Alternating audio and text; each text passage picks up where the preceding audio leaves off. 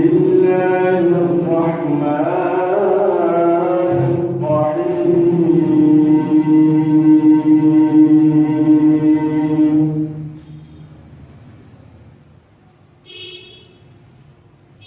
يا أيها النبي إنا أرسلناك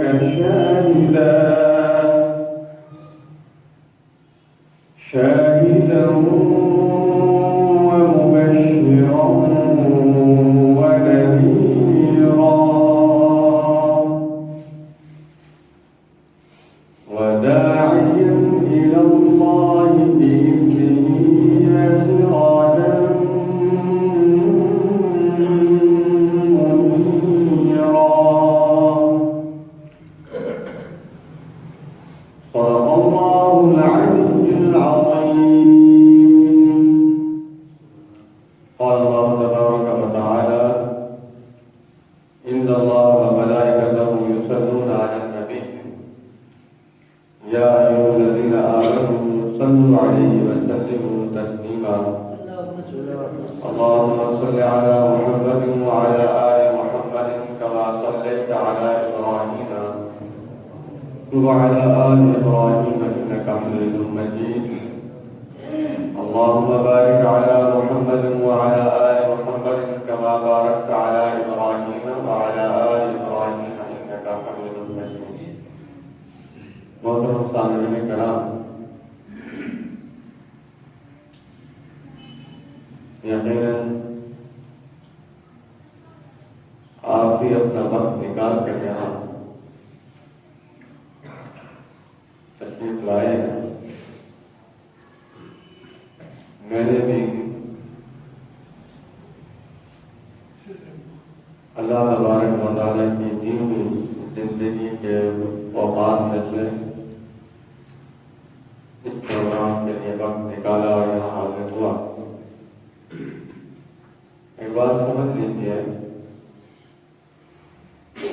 ہم سب کا سب سے بڑا قدردان جو حقیقی قدردان ہے وہ اللہ تبارک و تعالیٰ ہے. یہاں بیٹھنے میں،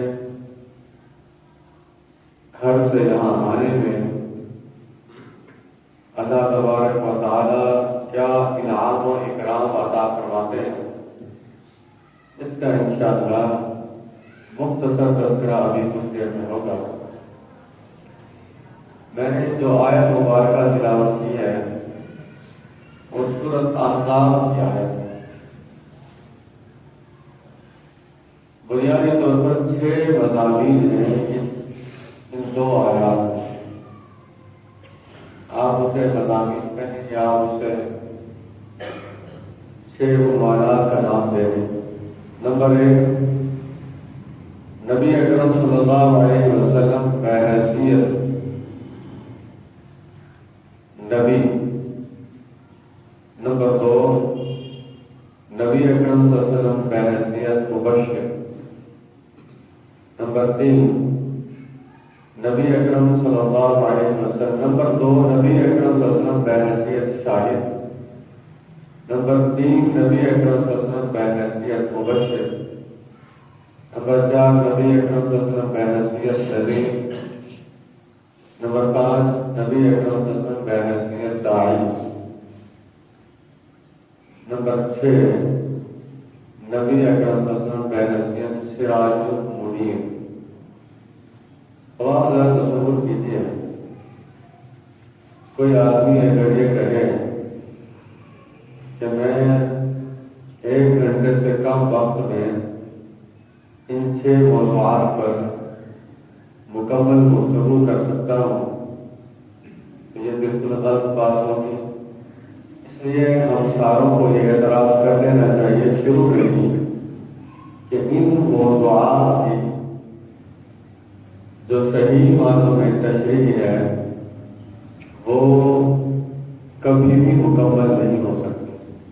البتہ یہ کوشش کی جائے گی انشاءاللہ کہ ہر موضوع کی چند باتیں میں آپ کے سامنے رکھوں اور آپ بھی یہ کوشش کریں کہ جب یہاں سے اٹھیں تو یہ علم کی خزانہ لے کر جائیں.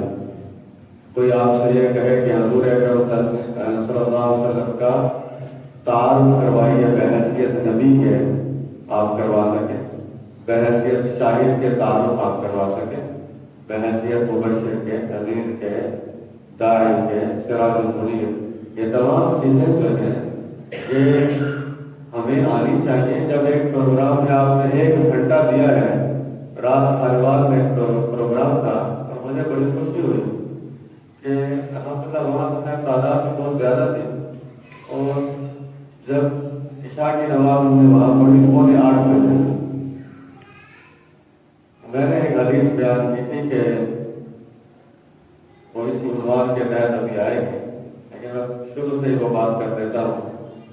میں نے کہا کہ جو پہلی صف میں نبی اکرم صلی اللہ علیہ وسلم نے فرمایا اگر لوگوں کو پہلی صف میں بیٹھنے کا، نماز ادا کرنے کا اور اذان دینے کا ثواب پتہ لگتا ہے تو اس کام کے لیے لوگوں کو قرآن نازل کرنا پڑے گا. یہ اگر نہ بھی ہو تو ٹھیک ہو جائے گا، لیکن گڑبڑ کر رہا ہے. تو اس نے جب نماز کا وقت تھا، ایک نوجوان 20-25 سال اس کی عمر جو میرے پاس آیا،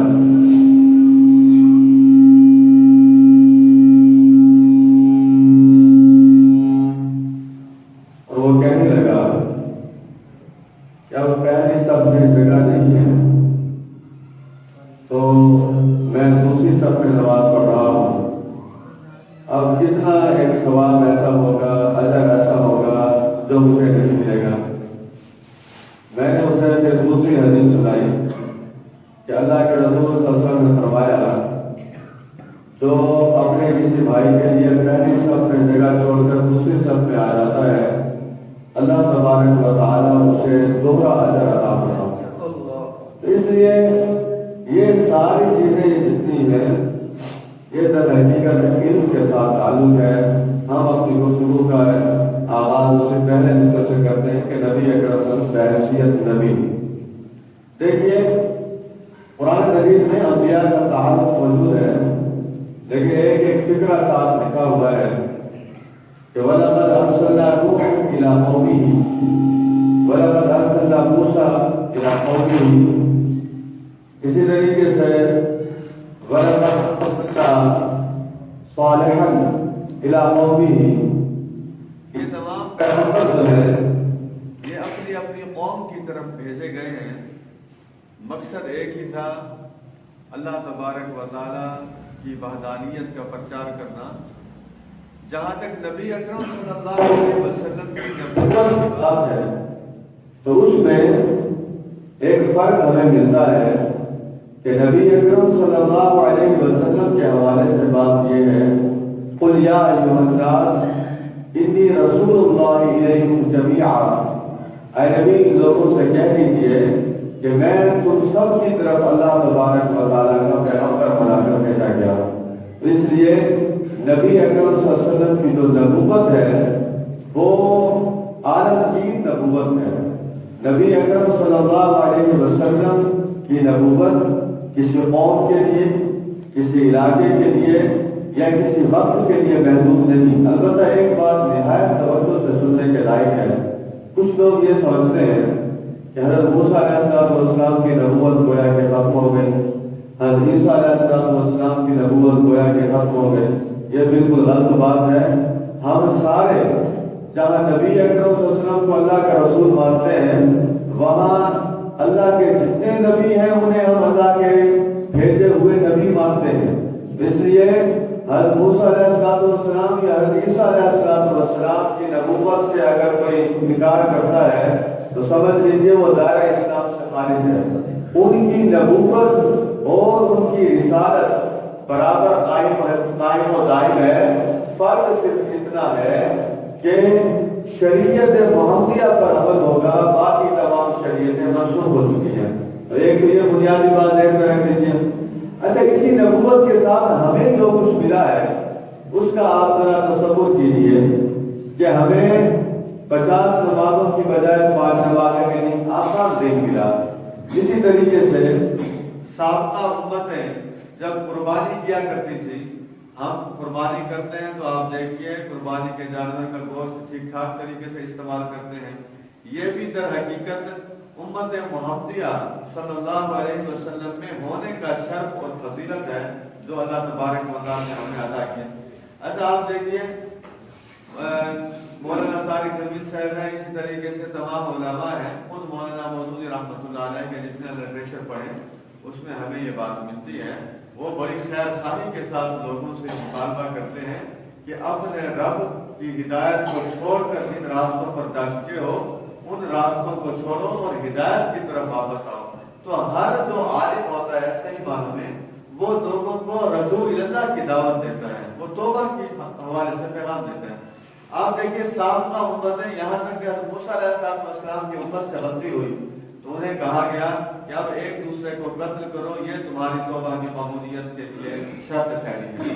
ہمارا حال سنیے، صحیح بخاری کی حدیث ہے، نبی اکرم صلی اللہ علیہ وسلم نے فرمایا جب کسی بندے سے کوئی غلطی سرزد ہو جاتی ہے اور اس کے بعد وہ اپنے پروردگار سے یہ عرض کرتا ہے کہ یا اللہ میں گناہ کر بیٹھا ہوں اور آپ اس گناہ کو معاف کر دیجیے، اللہ تبارک و تعالیٰ فرشتوں سے فرماتے ہیں کہ یہ میرا بندہ کیا یہ جانتا ہے کہ اس کا ایک پروردگار ہے جو چاہے تو اسے معاف کر دے، چاہے تو اسے پکڑ لے۔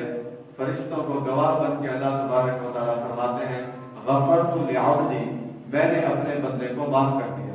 آپ یہاں سے دیکھیے توبہ کے لیے گناہ بھی کسی کو بتانے کی ضرورت ہی نہیں ہے۔ کسی عالم دین کے پاس جب مسئلہ بتانے پوچھنے کے لیے جائیں تو اپنا نام بتانے کی ضرورت نہیں ہے، اپنے گناہ کا تذکرہ کرنے کی ضرورت نہیں ہے۔ یہ بندے اور رب کا معاملہ ہے، کسی کو بیچ میں لانے کی ضرورت نہیں ہے۔ البتہ توبہ کی حقیقت کیا ہے اس کے لیے علماء سے رجوع کیا جا سکتا ہے کہ وہ توبہ ہمارے کامل توبہ کیسے ہوگی۔ تو یہ جو نبی اکرم صلی اللہ علیہ وسلم کی نبوت کے حوالے سے ہمیں بھی بہت کچھ ملا۔ ابھی آپ دیکھیے کئی مرتبہ سفر کی حالت میں آدمی ہوتا ہے، کھیت ہے ارد گرد، جناب چادر بچھائی اور کھیت میں نماز پڑھی، تو یہ جو ساری زمین کو مسجد بنا دیا گیا ہے یہ اعزاز بھی صرف امت محمدیہ کو حاصل ہے کہ جہاں آپ چاہیں نماز پڑھیں۔ بعض اوقات ایسا ہوتا ہے کہ مسجد نہیں ہے، جب بہت دور مسجد ہے، آپ دیکھیں میری ستمبر میں میری نانی اماں کا انتقال ہوا تھا، اسی ستمبر میں اپنے گاؤں گیا تو میں نے ان سے پوچھا کہ فجر کی نماز آپ لوگ کہاں پڑھتے ہیں؟ وہ کہنے لگے کہ مسجد تو بہت دور ہے، ہم تو اپنی اپنی پڑھ لیتے ہیں۔ میں نے کہا اپنی اپنی نہیں پڑھنی، پھر یہاں جماعت کرواتے ہیں۔ تو وہ ظاہر ہے لوگ بہت سے آئے ہوئے تھے، تو اسی گھر میں ایک ایسا سامان دیکھا، انہوں نے کہا کہ آپ نماز کروائیں، تو ایک پوری بڑی صف جو ہے وہ یقین جانیے وہ گھر جو ہے اس کو مسجد کا منظر پیش کر رہا تھا۔ تو یہ سعادت بھی ہمیں نبی اکرم صلی اللہ علیہ وسلم کی نبوت کی وجہ سے ملی ہے۔ ہم دیکھیے اپنے گھروں کو الحمدللہ آپ بھی دیکھیں کہ فرض نماز ادا کرتے ہیں مسجد میں، نوافل اور سنن کہاں جا کے ادا کرتے ہیں؟ اپنے گھر کے اندر۔ نبی اکرم صلی اللہ علیہ وسلم نے فرمایا اپنے گھروں کو قبرستان نہ بناؤ، تو مراد یہ تھا کہ اللہ کے ذکر سے انہیں بھی آباد کرو۔ یہ بھی ہمیں حضور اکرم صلی اللہ علیہ وسلم کی نبوت کی وجہ سے۔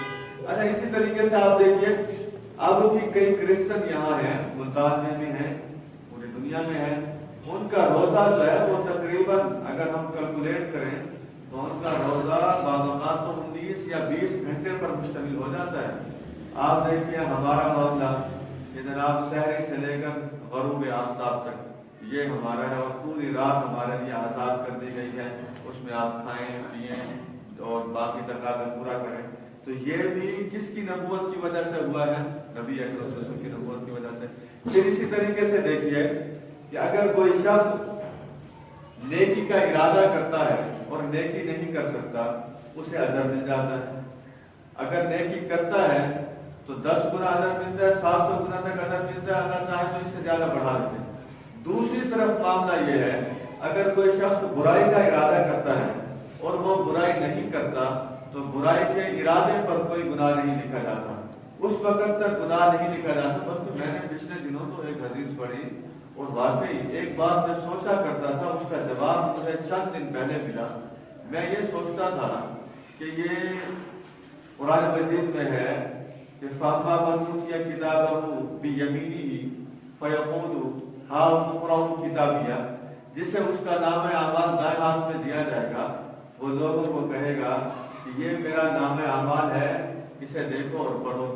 اب ہم میں سے کوئی آدمی ایسا تو ہے نہیں کہ اس نے زندگی میں کوئی گناہ نہ کیا ہو۔ نام اعمال میں تو ساری باتیں لکھی ہوں گی۔ میرے ذہن میں یہ بات آتی تھی، ہے بھی ایسے ہی، فرشتے سارا کچھ لکھتے ہیں، تو کون سا آدمی ہے جو اپنی زندگی کی کتاب کسی کے حوالے کرتے اور وہ کہے کہ یہ سارا کچھ پڑھ لیجیے؟ ٹھیک ہے، اس میں نمازیں بھی ہیں، اس میں تلاوت بھی ہوگی، اس میں جہاد بھی ہوگا، اس میں دعوت بھی ہوگی، لیکن اس میں کئی اور باتیں بھی ہوں گی، جو ایسی گفتگو ہوگی، کوئی ایسے مناظر ہوں گے، کئی ایسے گناہ ہوں گے کہ انسان شرمشار ہو جائے گا کہ لوگوں کے سامنے میں اس کتاب کو کیسے پیش کروں۔ تو جواب ملا، امام ابن کثیر رحمۃ اللہ علیہ نے حدیث کا حوالہ دیا ہے، فرماتے ہیں کہ اللہ تبارک و تعالیٰ اپنے بندے کو وہ نام اعمال دکھائیں گے اور وہ دیکھے گا، پریشان ہو جائے گا کہ واقعی، پوچھیں گے کہ یہ سارے گناہ کیے ہیں کہ نہیں کیے، تو وہ بندہ کہے گا کہ میں نے گناہ تو یہ سارے کیے ہیں، وہ اعتراف کرے گا۔ پھر اللہ تبارک و تعالیٰ اس کی نیکیوں کا معاملہ بھی اسے دکھائیں گے، وہ نیکیاں بھی اس کے سامنے ہوں گی، وہ دیکھ لے گا کہ ہاں جی یہ بھی میں نے کیا ہے۔ اب وہ اس بات پہ پریشان ہوگا کہ میرے گناہوں کی وجہ سے شاید مجھے جہنم میں بھیج دیا جائے، کثرت ہے گناہوں کی۔ اللہ تبارک و تعالیٰ فرمائیں گے میں نے اپنے رحمت کی وجہ سے یہ جو تمہارے نام اعمال میں گناہ لکھے ہوئے انہیں بھی نیکیوں میں تبدیل کر دیا۔ اب وہ اپنا نام اعمال لے کر لوگوں کو دکھاتا پھرے گا۔ یہ ایسا نہیں ہے کہ نام اعمال میں ہماری ساری زندگی اس قابل قطر نہیں ہے، یہ ذہن میں رکھیے کہ ہم لوگوں کو کہتے پھریں کہ جناب یہ میرا نام اعمال ہے، اسے آپ پڑھ لیجیے۔ وہ پڑھنے کی دعوت تو انسان اسی وقت دیتا ہے جب اس میں شرمشاری والی کوئی بات نہ لکھی ہوئی ہو۔ تو یہ اعزاز بھی ہمیں کس کی نبوت کی وجہ سے ملا ہے؟ نبی اکرم صلی اللہ علیہ وسلم کی نبوت کی وجہ سے۔ اچھا پھر آپ دیکھیے، ہم آئے آخر میں ہیں اور جنت میں اس وقت تک کوئی امت داخل نہیں ہو سکتی جب تک امت محمدیہ داخل نہیں ہوگی۔ اسی طریقے سے ایک بہت بڑی بات ہے جو سمجھنے والے لوگوں کے لیے بہت بڑی بات ہے، اور مجھے امید ہے کہ ظاہر ہے یہاں آئے بیٹھے ہیں سارے یہ بادشاہ لوگ ہیں۔ آپ دیکھیے قرآن مجید میں تمام اقوام یعنی انبیاء کی مخالفت کرنے والوں کا تذکرہ موجود ہے، لیکن دو امتیں ایسی ہیں، بڑی بڑی امتیں ہیں، ان کی خرابیاں بھی موجود ہیں۔ ان میں سے کون کون سی امت؟ حضرت موسیٰ علیہ السلام کا جب ہم سورۃ البقرہ کی تلاوت کرتے ہیں، پہلے تو ہمیں ایسے ملتا ہے کہ فرعون کے ساتھ معاملہ چل رہا ہے، لیکن تھوڑی دیر کے بعد جب ہم مسلسل رکوع پڑھ رہے ہیں تو وہ فرعون کا چیپٹر کلوز ہو جاتا ہے، وہ تو ہو گیا غرق۔ اس کے بعد جو معاملہ شروع ہو جاتا ہے وہ پھر بنی اسرائیل کے ساتھ معاملہ شروع ہو جاتا ہے کہ اب بنی اسرائیل کے اندر کیا کیا خرابیاں آ گئی حضرت موسیٰ علیہ السلام کی زندگی میں بھی اور ان کے بعد بھی۔ اچھا یہی معاملہ آپ دیکھیے نصارہ کا ہے۔ حضرت عیسیٰ علیہ السلام کو جب اللہ تبارک و تعالیٰ نے اپنی طرف اٹھا لیا، اس کے بعد نصارہ کے اندر جو جو خرابیاں پائی گئیں اللہ تبارک و تعالیٰ نے قرآن مجید میں بار بار اس کا تذکرہ کیا۔ لیکن قربان جائیے نبی اکرم صلی اللہ علیہ وسلم کی رسالت پر اور نبوت پر، یہ آخری کتاب ہے قرآن مجید، اس کے بعد کوئی کتاب نہیں آنی۔ اللہ تبارک و تعالیٰ نے اس امت کی باتوں کے لیے کوئی اور کتاب نازل نہیں کرنی، اس امت کی خرابی کے لیے کوئی اور چیز نازل نہیں کرنی جس کی وجہ سے اس امت کی خرابی کسی اور طبقہ کو پتہ لگ سکے۔ تو یہ بھی در حقیقت کس کی نبوت کی وجہ سے ہے؟ نبی اکرم صلی اللہ علیہ وسلم کی نبوت کی وجہ سے۔ حضرات محترم، زکوٰۃ کا معاملہ دیکھیے، امیروں سے لی جاتی ہے، غریبوں کو دی جاتی ہے۔ کیا آپ یہ بات نہیں جانتے کہ سابقہ امتیں صدقہ جب دیا کرتی تھی آسمان سے آگ آتی تھی اور وہ اس صدقے کو جلا کے ڈالتی تھی، تو اس سے مراد یہ ہوتا تھا کہ وہ صدقہ قبول ہو گیا۔ یہ اتنا بڑا عنوان ہے کہ حضور اکرم صلی اللہ علیہ وسلم بحیثیت خاتم النبیین، ایک شخص تھا اس کا نام تھا محمد کالے۔ اب لوگ پرانے زمانے میں ایسے نام رکھ دیا کرتے تھے۔ شاہ اسماعیل شہید رحمۃ اللہ علیہ کے زندگی کے واقعات میں یہ واقعہ لکھا اور بڑا خوبصورت واقعہ ہے۔ محمد کالے لوگ اسے بہرحال کہتے تھے، اسے بڑی پریشانی ہوئی تھی۔ وہ پریشانی اسے اس بات کی ہوئی کہ اس نے وہ یہ چاہتا تھا کہ میرے نام کے ساتھ کوئی ایسا مصرع بن جائے جس کا مطلب بہت اونچا ہو۔ وہ بڑے بڑے علماء کے پاس گیا، وہ لوگ اس سے پوچھتے ہیں کہ آپ کا نام کیا؟ وہ کہتے ہیں محمد کالے۔ تو وہ کہتے ہیں کہ بالکل آپ نے غلط نام رکھا ہے، آپ کیا نام کا کیا ہم مصرع بنائیں؟ محمد صلی اللہ علیہ وسلم کائنات کے عظیم ترین افراد ہیں، عظیم ترین فرد ہیں، اور ان کی طہارت، پاکیزگی، اخلاق، کردار سب کچھ اعلیٰ ہے۔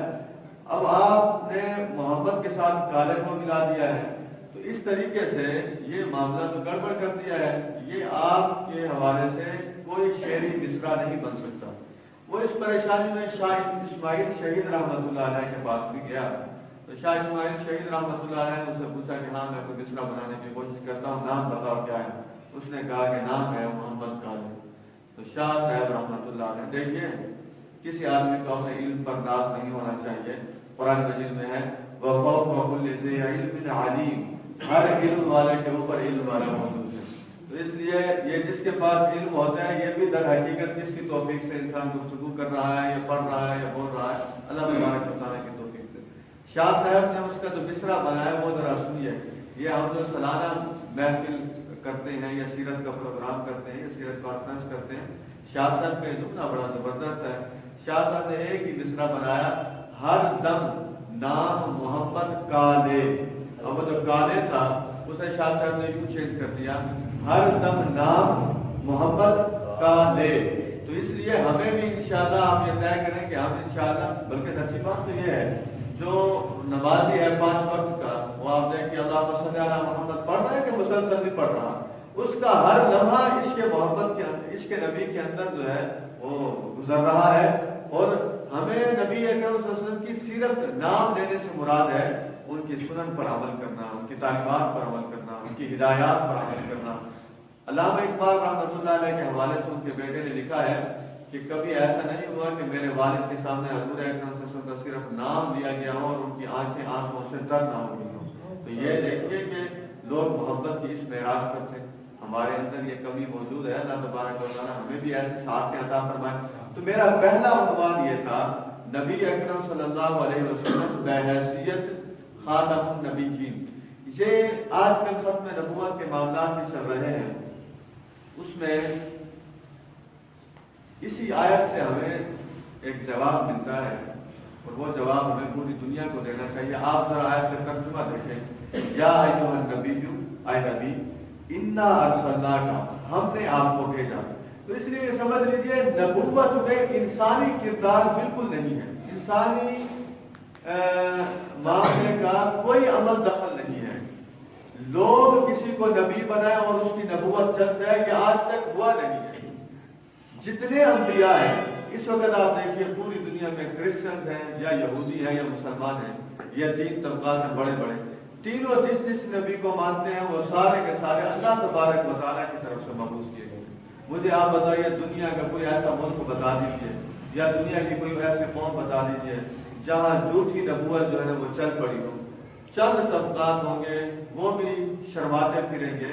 تو اس لیے یہ سمجھ لیجیے نبی ہوتا وہی ہے جو کس کی طرف سے مبعوث کیا جاتا ہے، اللہ تبارک و تعالیٰ کی طرف۔ اور نبی اکرم صلی اللہ علیہ وسلم واضح فرما کے گئے ہیں کہ میں آخری نبی ہوں، تم آخری امت ہو، میرے بعد کوئی نبی نہیں، تمہارے پاس کوئی امت نہیں۔ اس نے فرمایا ہم نے آپ کو بھیجا ہے۔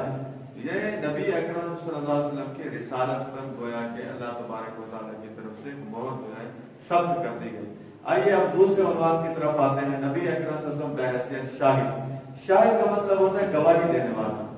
پہلے تو ایک سوال پیدا کریں تاکہ یہ بات آپ کو سمجھ آ سکے۔ سوال یہ ہے کس گواہی کی کمی تھی مکہ مکرمہ میں جہاں حضور اکرم صلی اللہ علیہ وسلم پیدا ہوئے تھے؟ اگر مکہ مکرمہ کے اس وقت کے لوگوں سے یہ پوچھا جاتا کہ زمین کا خالق کون ہے، پورے مکہ والے یہ جواب دیتے اللہ تبارک و تعالیٰ۔ ہم کہتے ہیں جواب بالکل درست، قرآن مجید کی روشنی میں بتا رہا ہوں، آیات اس سے نہیں پڑھ رہا، وقت کم ہے۔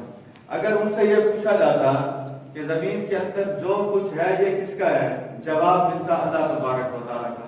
ابو جہل جسے ہم کہتے ہیں، اس کا جواب بھی یہی ہوتا تھا۔ زمین ابو جہل سے پوچھا جاتا ہے کس کی ہے، کہتا اللہ تبارک و تعالیٰ کی۔ زمین کے اندر جو کچھ ہے کس کا ہے، اللہ تبارک و تعالیٰ کا۔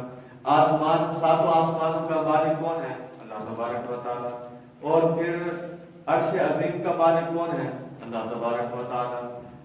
اللہ تبارک و تعالیٰ کون سی ہستی ایسی ہے جو پناہ دے تو اس کے خلاف کوئی پناہ نہیں دے سکتا، صرف وہی پناہ دے سکتی ہے، کیا اللہ تبارک و تعالیٰ۔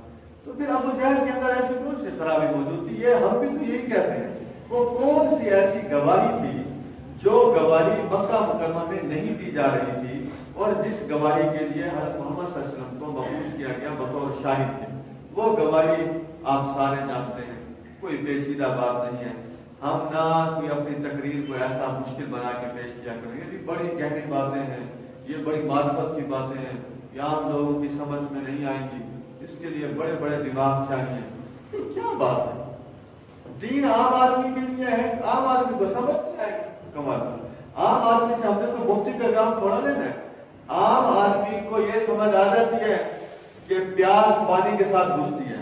عام آدمی کو یہ سمجھ آ جاتی ہے کہ بھوک خوراک کے ساتھ ختم ہو جاتی ہے. عام آدمی کو یہ پتہ لگ جاتا ہے کہ تھکاوٹ نیند کے ذریعے ختم ہو جاتی ہے.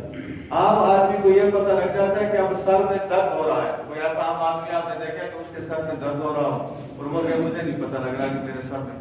یہ ساری باتیں چھوڑیں، عام آدمی کو سارا پتہ ہے کیا گواہی نہیں تھی. اور یہ ذہن میں رکھیے، میں نے ویسے لفظ استعمال کر دیا مکہ مکرمہ کا. سمجھ لیجیے ایک بات اچھے طریقے سے، پوری دنیا میں کوئی حقیقی گواہی دینے والا نہیں تھا. پوری دنیا دیکھتے ہیں انسانی کرتوت اور انسانی خرابی. وہ گواہی وہ تھی جو ہم الحمدللہ روزانہ دیتے ہیں. سورۃ فاتحہ کی آیت نمبر 4. کیا ہے آیت نمبر 4؟ بولے ایاک نعبد و ایاک نستعین. اللہ ہم صرف تیری بندگی کرتے ہیں اور صرف تجھی سے مدد مانگتے ہیں. یہ دو گواہیاں نہیں دی جا رہی تھی مکہ مکرمہ میں. وہ ایک اللہ کی عبادت کرنے کے لیے تیار نہیں تھے، وہ ایک اللہ کو اپنے نفع اور نقصان کا مالک ماننے کے لیے تیار نہیں تھے. حضرات آج تو ابھی دیکھیے کہ اذان ہوگی، اشہد ان لا الہ الا اللہ اشہد ان محمد رسول اللہ. یہ اذان پوری دنیا میں الحمدللہ ہو رہی ہے. لیکن ذرا سوچیں تو صحیح، جب گواہ اعظم نے یہ گواہی دی تھی، آپ جانتے ہیں سب سے پہلا تحفہ کیا ملا تھا نبی اکرم صلی اللہ علیہ وسلم کو؟ پہلا تحفہ یہ ملا کہ 2 بیٹیوں کو طلاق ہو گئی. آج لوگ کسی کی بیٹی کو طلاق ہو وہ پوچھتے ہیں کہ بیٹیوں کو طلاق کیوں ہوئی ہے، کیا وجہ بنی ہے اس کی؟ نبی اکرم صلی اللہ علیہ وسلم کی 2 بیٹیوں کا نکاح ہوا تھا ابو لہب کے بیٹوں کے ساتھ. جب یہ گواہی آپ نے دی کہ اللہ کے علاوہ کوئی معبود نہیں، نفع اور نقصان کا وہی مالک ہے، اس نے اپنے بیٹوں سے کہا اس نے نیا دین بنا لیا ہے، اب اس کی بیٹیاں میرے گھر نہیں آ سکتی، ان کی بیٹیوں کو طلاق دے دو. تو یہ حضرات جماعت اسلامی کے لوگ بھی اور باقی بھی جتنے اسلام کے لوگ ہیں، اسلام کے سارے لوگ الحمدللہ جماعت اسلامی کے لوگ ہیں. تو سارے لوگ یہ سمجھ لیں نبی اکرم صلی اللہ علیہ وسلم نے گواہوں کو ڈرایا جاتا ہے نا. آج بھی آپ دیکھیں جس نے گواہی نہیں دی اس کو بڑا ڈرایا جاتا ہے، ڈرایا بھی جاتا ہے، دھمکایا بھی جاتا ہے، خریدنے کی بھی کوشش کی جاتی ہے. نبی اکرم صلی اللہ علیہ وسلم کی گواہی کو خریدنے کی بڑی کوشش کی گئی ہے.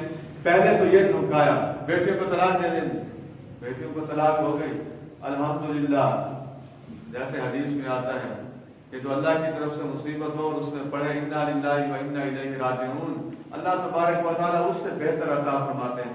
وہ دونوں بیٹیاں الحمدللہ ایسے شخص کے نکاح میں گئیں جنہیں آج ہم جانتے ہیں حضرت عثمان ذی النورین کے نام سے. حضرات یہ گواہی دینے کا پہلا ایک دھمکی تھی مشرکین مکہ کی طرف سے. دوسرا کیا ہوا؟ ہم تو بڑی آسانی سے گواہی دے دیتے ہیں. ذرا واقعات پڑھیں نا علیحدہ بیٹھ کے کمرے میں، پھر شاید کے لفظ کی تشریح کریں گے. شاید یہ لفظ بتا کیا رہا ہے؟ نبی اکرم صلی اللہ علیہ وسلم مسجد الحرام کے ارد گرد دعوت کا کام کر رہے تھے، اسی بات کی گواہی دے رہے تھے. ابو جہل اور اس کے رفقا نے غنڈوں کو بھیجا.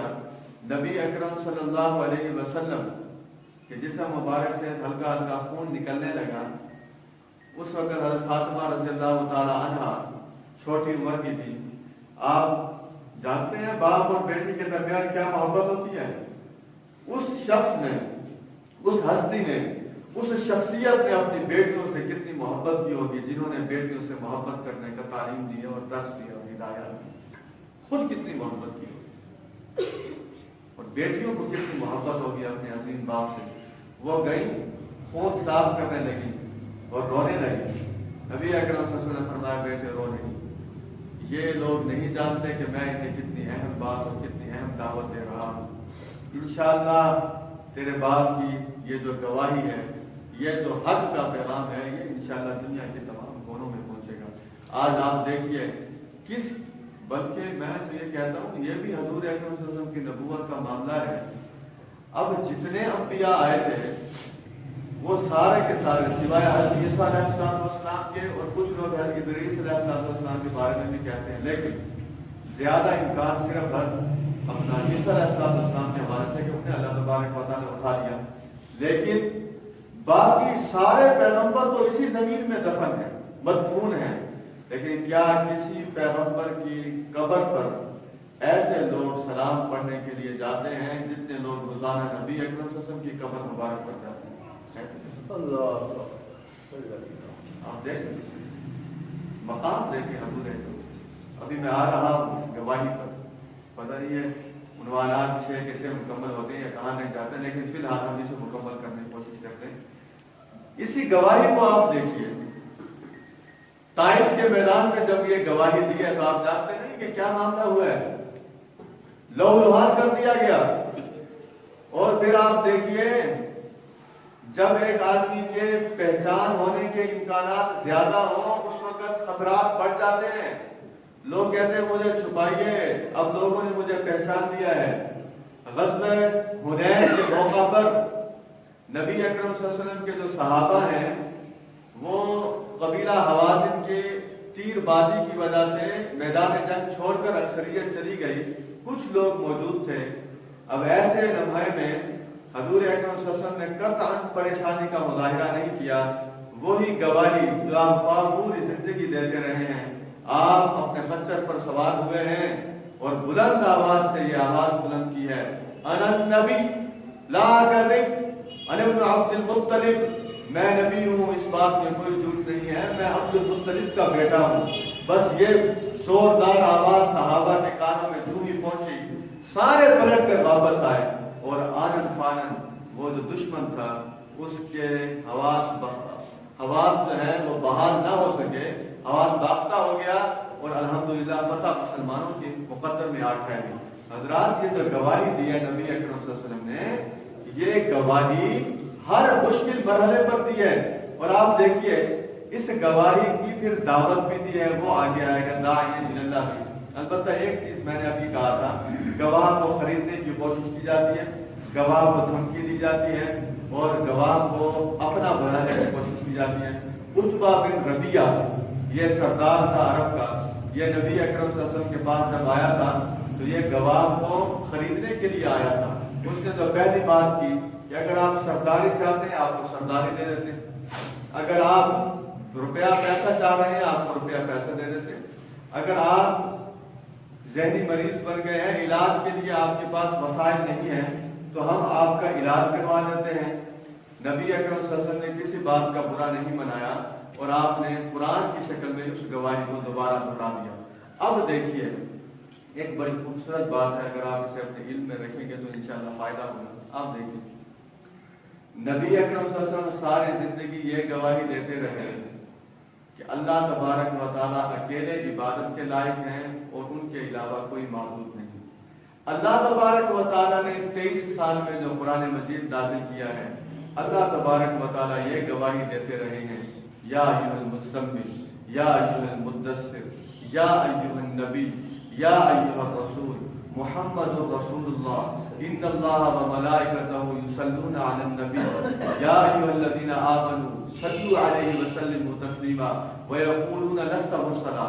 لوگ کہتے ہیں کہ آپ پیغمبر نہیں ہیں, جواب یہ دو قل کفی باللہ شہیدا, انہیں کہو کہ میری نبوت اور رسالت پر ایک ہی گواہ کافی ہے اور اس کا نام کیا ہے, اللہ تبارک و تعالیٰ. تو آپ ذرا تصور کیجئے, ادھر سے گواہی رب کے لیے دی جا رہی ہے, رب کی طرف سے کس کی رسالت کی گواہی دی جا رہی ہے, حضرت محمد صلی اللہ علیہ وسلم کی رسالت کی گواہی دی جا رہی ہے. میں اسی موضوع کو تھوڑا سا اور پھیلانا چاہتا ہوں. وہ بات یہ ہے,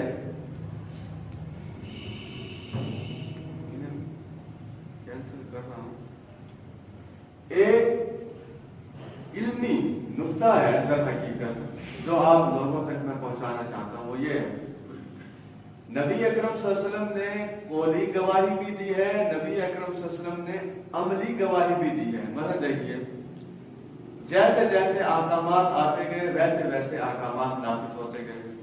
نماز فرض ہوئی، اسلامی ریاست میں نماز فرض، جہاد فرض، جہاد فرض، زکوٰۃ فرض، زکوٰۃ فرض، پردہ فرض، پردہ نافذ، وراثت فرض، وراثت میں قوانین، یعنی گواہی جو ہے ادھر قرآن مجید پڑھیں تو علمی انداز میں سارے احکامات ملتے ہیں، نبی اکرم صلی اللہ علیہ وسلم کی 23 سالہ زندگی دیکھیں تو عملی گواہی یہاں مل جاتی ہے۔ اگر پھر شراب کو حرام قرار دیا، بردار صاحب رام دار صاحب کا فون آ رہے ہیں، ذرا کہہ دیں کہ پروگرام ہو رہا ہے،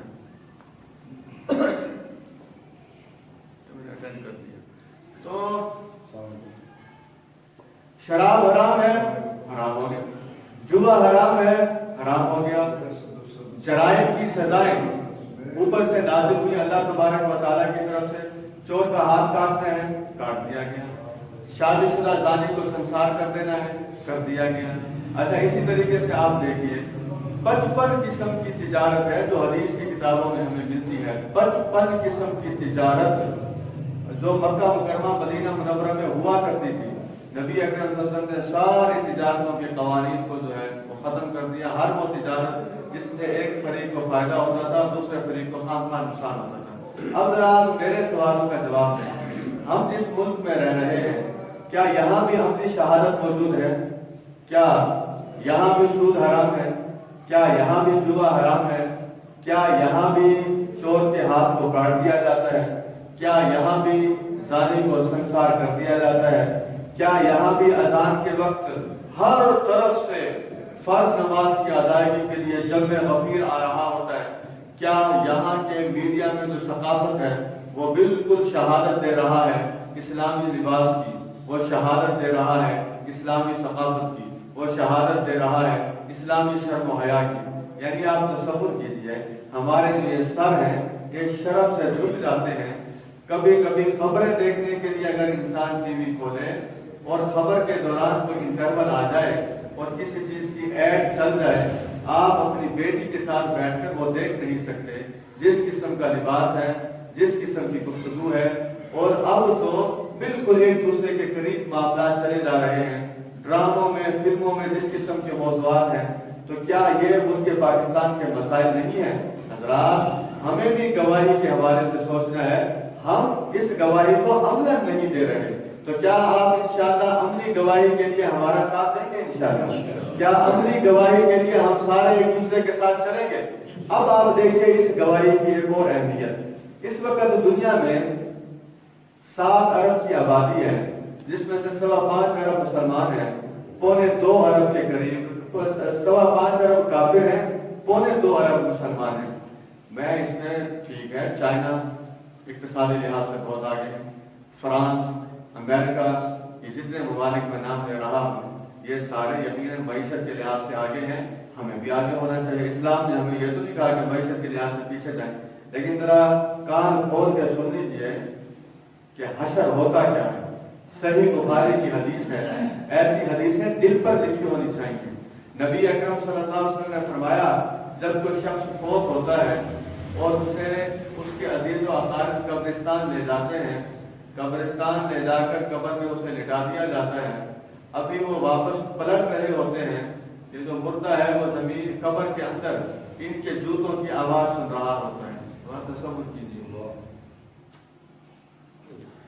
وہ پلٹ رہے ہیں، وہ آوازیں سن رہا ہے، یہ پلٹ رہے ہیں، وہ آوازیں سن رہا ہے۔ اسی اثنا میں 2 فرشتے قبر میں آ جاتے ہیں اور وہ آتے ہی کیا سوال کرتے ہیں؟ ماذا تقول لهذا الرجل، اس آدمی کے بارے میں یعنی حضرت محمد صلی اللہ علیہ وسلم کے بارے میں تم کیا کہتے ہو؟ اگر وہ مومن ہے وہ کہتا ہے اشہد، میں گواہی دیتا ہوں، انہ عبد اللہ و رسولہ، یہ اللہ کے بندے ہیں اور اس کے رسول ہیں۔ بخاری شریف کی حدیث ہے، اسی وقت اس آدمی کے سامنے اسے کہا جاتا ہے دیکھو، جب وہ سامنے دیکھتا ہے اسے جنت کی نعمتیں دکھائی جاتی ہیں، جہنم کی آگ دکھائی جاتی ہے، اور اس سے یہ کہا جاتا ہے کہ اگر تم یہ گواہی نہ دیتے تو تمہارا ٹھکانہ آگ ہوتا، اس گواہی کی وجہ سے تمہارا ٹھکانہ جنت میں ہے۔ یہ ہے گواہی۔ اب آئیے ذرا ان کا بھی سنیں۔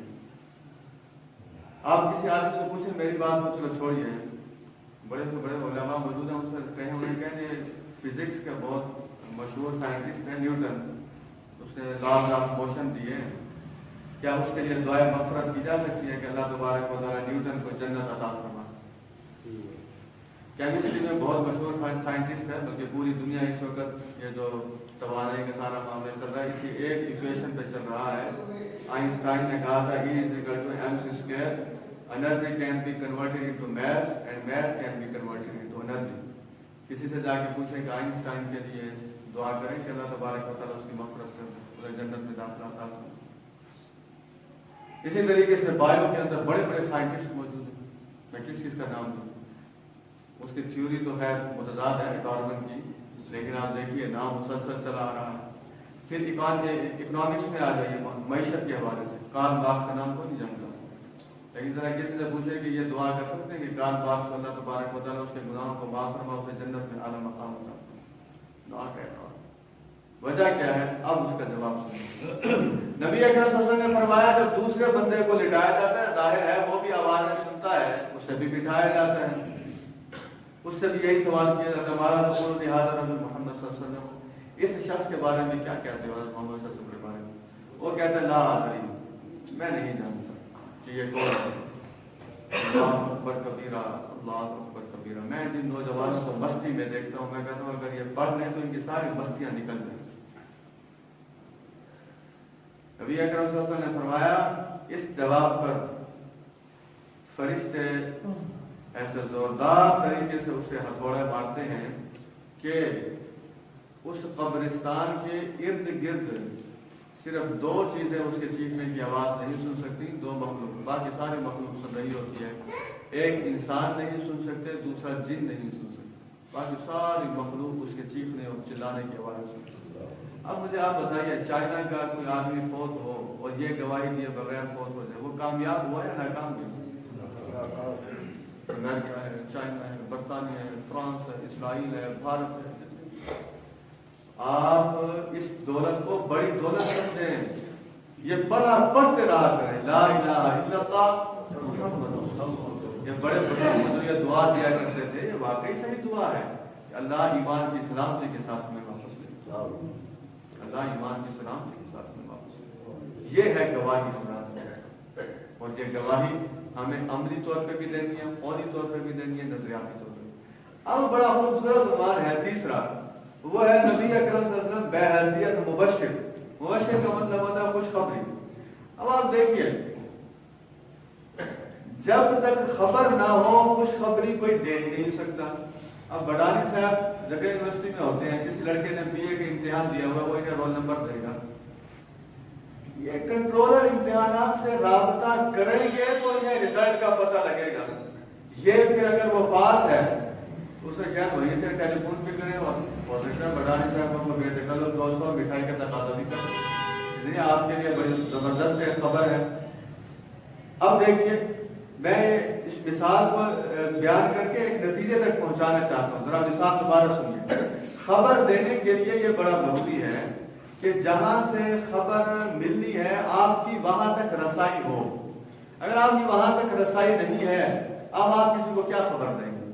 اگر یہ کنٹرولر امتحانات سے رابطہ نہیں کرتے، اس کے کسی کلرک سے گزٹ سے رول نمبر دے کر رزلٹ نہیں پوچھتے، تو کیا یہ اس اسٹوڈنٹ کو کچھ بتا سکیں گے؟ کچھ بھی نہیں بتا سکتے۔ اچھا اسی طریقے سے جو بری خبر ہے وہ خبر جب تک ہو نا تو کوئی کسی کو کیسے دے سکتا ہے؟ حضرات محترم بڑی ہی اہم بات ہے، کوئی مبشر نہیں ہو سکتا اور کوئی نذیر نہیں ہو سکتا سوائے حضرت محمد صلی اللہ علیہ وسلم۔ وجہ اس کی کیا ہے؟ وجہ اس کی یہ ہے کہ خبر آنی ہے حقیقی خوشخبری کی اللہ کی طرف سے، اور حضرت محمد صلی اللہ علیہ وسلم تک اسے کس نے لانا ہے؟ حضرت جبرائیل علیہ السلام نے۔ اچھا کوئی چیز اللہ کو پسند نہیں ہے اور ڈرانا ہے لوگوں کو، وہ خبر بھی کہاں سے آنی ہے؟ اللہ تبارک و تعالیٰ کی طرف سے، اور کس نے لانی ہے؟ حضرت جبرائیل علیہ السلام نے۔ اب مجھے بتائیے جس کے پاس اللہ تبارک و تعالی تک رسائی کا کوئی ذریعہ نہ ہو وہ کوئی خوشخبری دے سکتا ہے یا کسی چیز سے خام کا ڈرا سکتا ہے؟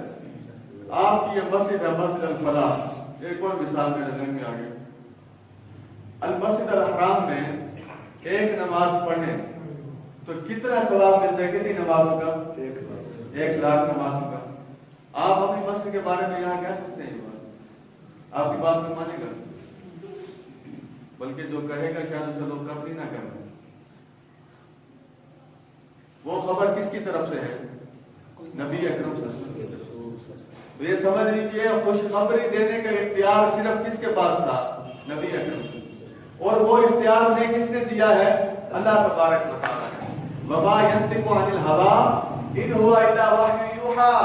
ہمارے محمد صلی اللہ علیہ وسلم اپنی طرف سے تھوڑا بول رہے ہیں، یہ تو جو کچھ ان کی طرف وحی کیا جاتا ہے یہ اسے بول رہے ہیں اور وہ بتا رہے ہیں۔ تو نبی اکرم صلی اللہ علیہ وسلم کی دونوں حیثیتیں، خوشخبری والی بھی اور ڈرانے والی بھی۔ میں صرف ایک مثال آپ کے سامنے قرآن کی روشنی میں رکھتا ہوں، کچھ مثالیں احادیث کی روشنی میں رکھتا ہوں، ذرا غور سے سنیے گا۔ هل اتاك حدیث الغاشیہ وجوہ یومئذ خاشعہ عاملۃ ناصبہ تصلی نارا حامیہ تسقى من عین آنیہ لیس لهم طعام الا من ضریع لا یسمن ولا یغنی من جوع۔ اب یہ صورت ہے، اس میں کہا گیا ہے کہ کچھ چہرے اس دن ذلیل ہوں گے، اور وہ چہرے کون ہوں گے؟ بڑی محنت کرنے والے اور بڑا اپنے آپ کو تھکانے والے۔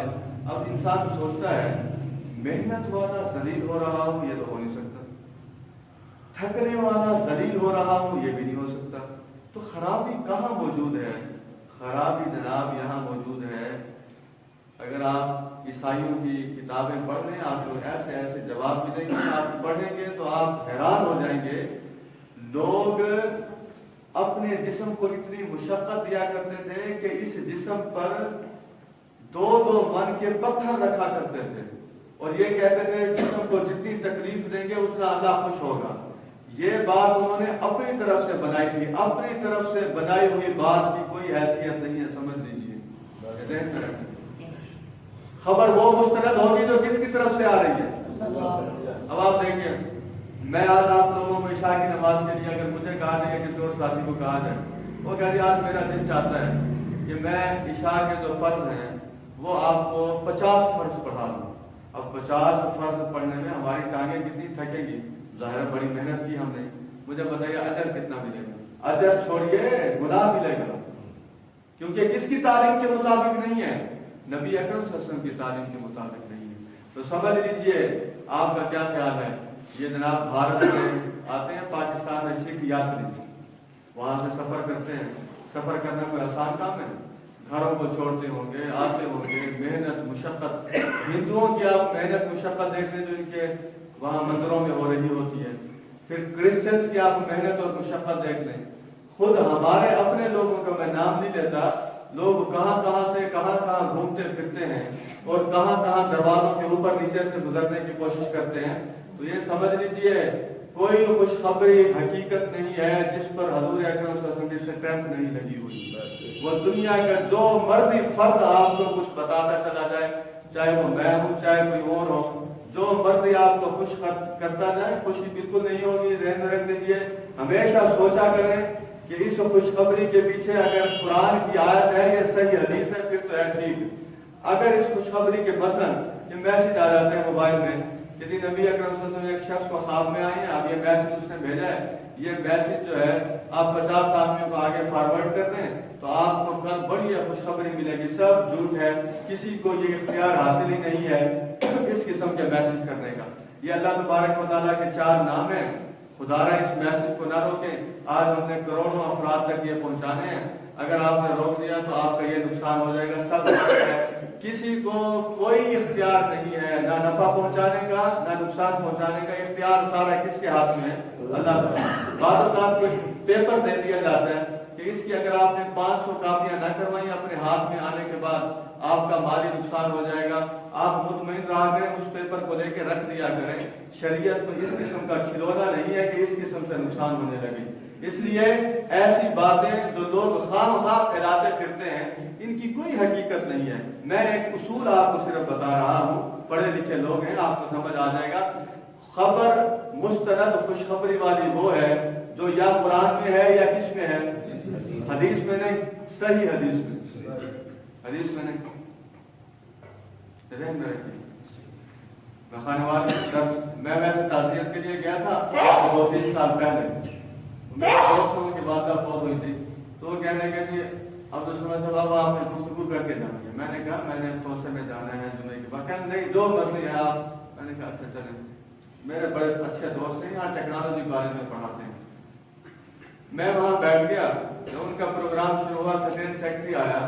اس نے اور بھی بہت سی باتیں کی. ایک بات اس نے یہ کی کہ میں اب نعرہ لگوا رہا ہوں, جو اس نعرے کا جواب دے گا اسے اللہ تبارک و تعالیٰ 3 مرتبہ قرآن مجید ختم کرنے کا ثواب عطا فرما دیں گے. لوگ سبحان اللہ ماشاء اللہ. ذہن میں رکھیے کوئی نعرہ ایسا نہیں ہے جس کے لگانے سے 3 مرتبہ قرآن مجید پڑھنے کا ثواب مل جائے. خوشی بڑی ہوتی ہے کہ ایک نعرہ کا جواب دیں 3 مرتبہ قرآن, پھر قرآن پڑھنے کی ضرورت کیا ہے. خدا کا نام مانیں, نہ ایسی باتوں پہ جایا کریں. نقلی نوٹ کی جہاں پہچان کر دیتے ہیں, نقلی باتوں کی بھی پہچان کرنا سیکھیں. نقلی باتوں کو پہچان, نقداروں کو پہچاننا سیکھیں. نبی اکرم صلی اللہ علیہ وسلم صاف ستھری شریعت دے کر گئے ہیں, صاف ستھرا دین دے کر گئے ہیں. کیوں اسے بگاڑ دیا ہے؟ ان آیات میں بتا دے رہے وہ چہرے ذلیل ہو جائیں گے. بڑے مشقت کی ہوگی, بڑی محنت کی ہوگی, لیکن ساری محنت حق کے خلاف. آپ کا کیا خیال ہے غزوہ بدر کے لیے ٹھیک ہے صحابہ کرام مدینہ منورہ سے تشریف لائے تھے حضور صلی اللہ علیہ وسلم کی قیادت میں.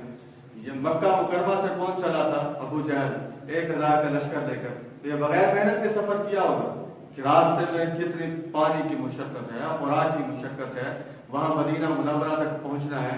پھر غزوہ احد میں بھی آئے ہیں, خندق میں بھی آئے ہیں. تو یہ سارے کام بغیر مشقت کیوں جاتے ہیں؟ افغانستان میں جہاد ہوا ہے روس کے خلاف, ٹھیک ہے ہمارے مجاہدین نے جہاد کیا ہے, لیکن کیا دشمن فوجوں نے محنت اور مشقت نہیں کی؟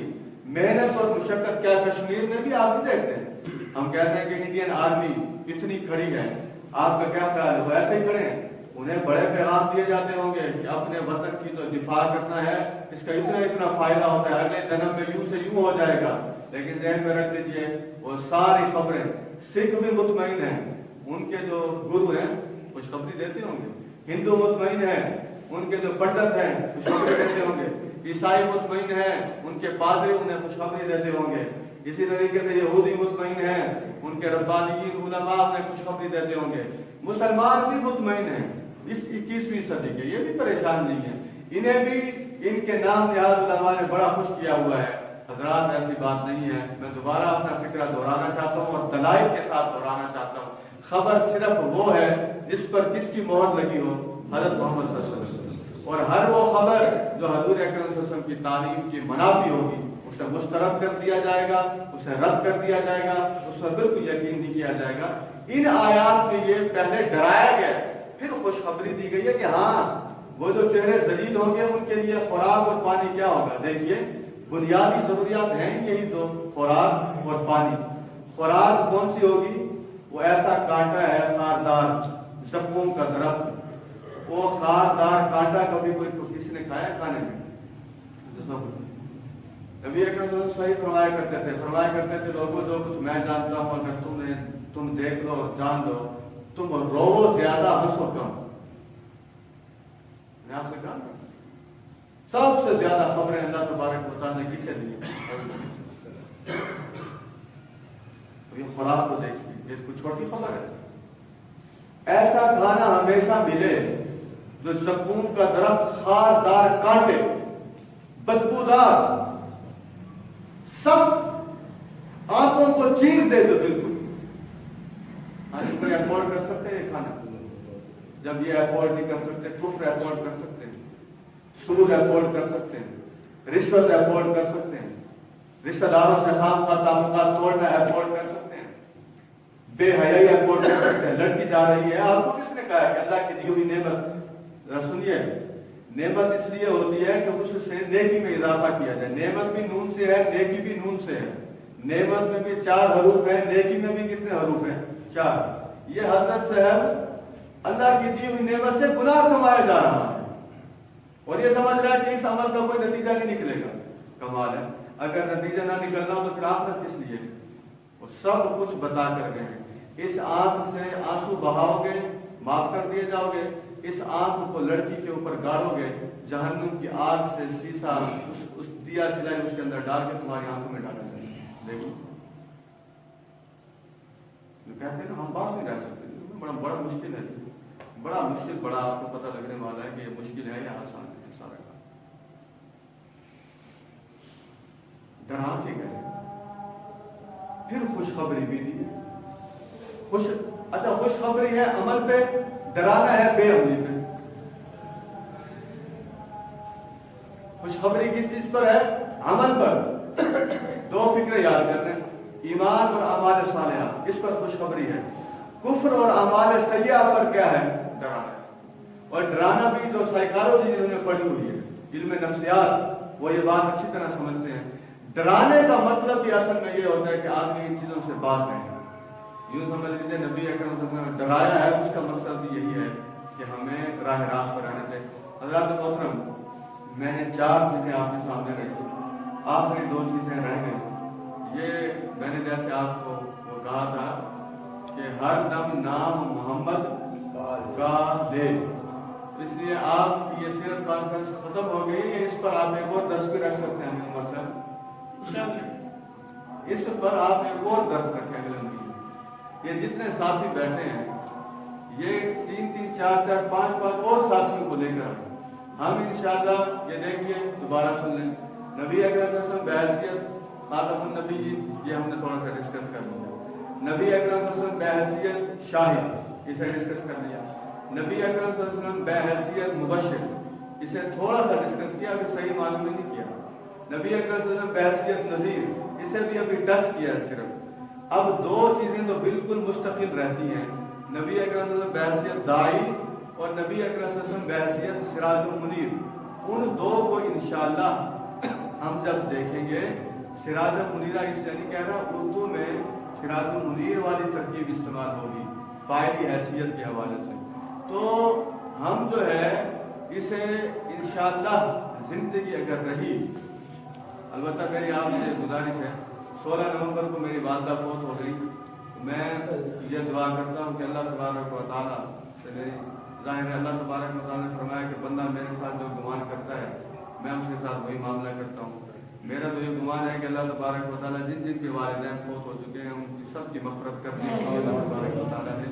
तो मैंने यही दुआ की और अब भी ये दर्स की बरकत से ये दुआ करता हूँ कि अल्लाह जिसके कदमों के नीचे आपने मेरी जन्नत को रखा था, उसे जन्नतुल फिरदौस में आला मकाम अता फरमाए। अल्लाह तबारक व तआला वालिद साहब को भी करवट करवट जन्नत नसीब करें। जिनके वालिदैन जिंदा हैं, यकीन जानिए अब हमसे पूछें, मैं वो चेहरे कहाँ से लाऊं जिन्हें एक मरतबा देखकर मकबूल हज का सवाब पाऊं। इसलिए यह खुशखबरी किसकी तरफ से है?